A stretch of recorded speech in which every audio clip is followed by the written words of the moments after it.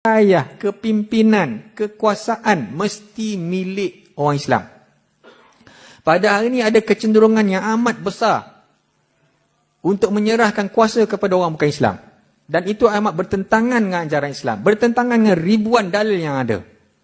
Dalam Al-Quran diulang berkali-kali jangan kita mengambil orang kafir sebagai teman rapat, apatah lagi sebagai pemimpin.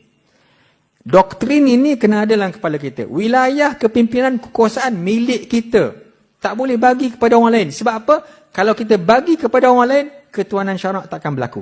Siapa lagi yang akan mempertuankan syarak kalau bukan orang Islam? Ya.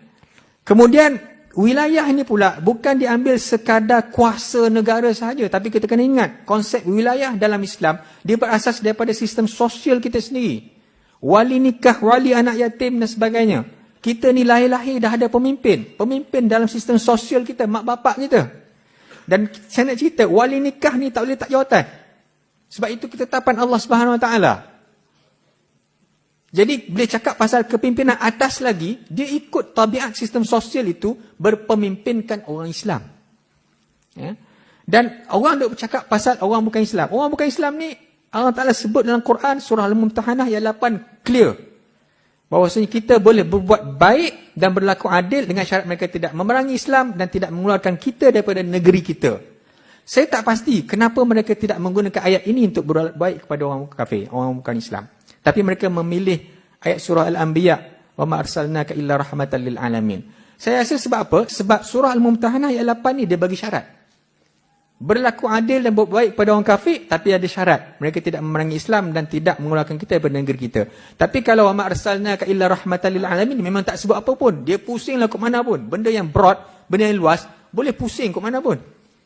Sedangkan ayat itu tak ada kaitan pun dengan berbuat baik dengan orang kafir. Saya kaji benda ni 79 kali disebut dalam Quran, hanya 5 kali saja disebut tentang orang kafir, perkataan rahmah itu.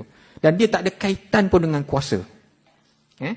Jadi ini benda penting. Kalau saya nak bawa dalil tentang wilayah, kepimpinan, kekuasaan mesti berlega di kalangan orang Islam sahaja, terlalu banyak dalil.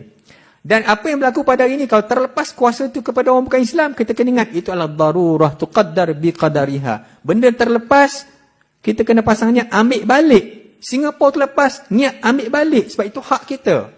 Dalam keadaan sekarang ini, kerajaan didominasi oleh orang bukan Islam, kita kena ingat, kita kena ambil balik. Bukan persilakan lagi. Tak apalah, dia lebih baik kita. Dia lebih beramanah.